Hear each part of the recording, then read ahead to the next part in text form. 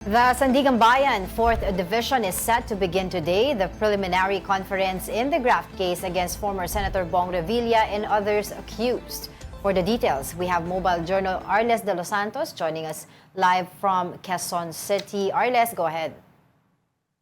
Angela at Diego, dumating nga dito kanina lamang sina Bulacan, ang dating mga opisyal ng Bulacan 1st District Engineering Office na sina Bryce Hernandez, JP Mendoza, RJ Dumasig at Juanito Mendoza para nga sa preliminary conference ng kanilang kasong graft sa 4th Division ng Sandigan Bayan. So ibig sabihin, itong preliminary conference na ito, ito yung initial at early stage ng court meeting sa pagitan ng prosekusyon, ng korte at ng defense, kung saan magkakaroon sila ng pagkakataon na ilatag ng mas maayos ang kanilang mga claim, ang kanilang mga depensa at kanilang mga ebidensya kaugnay sa mga kasong kinaharap ng kanilang mga kliyente. Kung saan nga hindi dumating dito si dating Senador Bong Revilla dahil nagbigay na daw ito ng special power of attorney o parang yung ng isang papel para katawanin na siya dito nga sa pagharap, kaya naman hindi niya kinailangan na pumunta dito pa mismo ngayong araw at yung mga kapwa-akusado na lamang na sila Hernandez, Dumasig at sa pang Hernandez at sila Mendoza yung dumating dito kanina. Siyempre kasama pa rin nila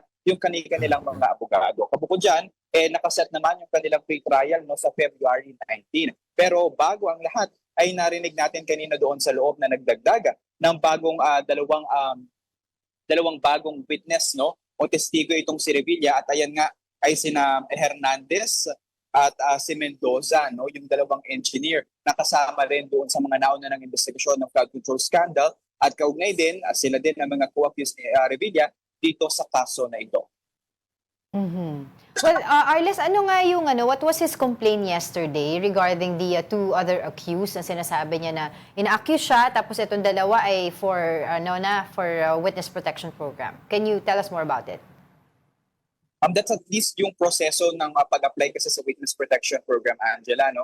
Kasama itong dalawa, sina Mendoza and then si Hernandez doon sa mga nag-apply. Pero hindi kasi sila nakasama doon sa listahan. Pero may mga balita at nakita doon sa papel mismo na yung kanilang mga pahayag, yung mga salaysay na ipinasa doon sa kanilang aplikasyon ay ginamit daw yung portion doon para nga makapagsampa ng mga kaso sa iba pang mga individual na nauugnay dito sa flood control scam na ito. Pero mahaba-haba pa yung usapan para dyan dahil sa ngayon yung kanilang pre-trial ay para doon pa lamang sa isa sa mga kaso na kanilang kinaharap dito sa Sandigan Bayan, which is yung graft case nila. At ngayong araw nga ay wala si Revilla dito mismo. Represented lamang siya ng kanyang counsel, of course.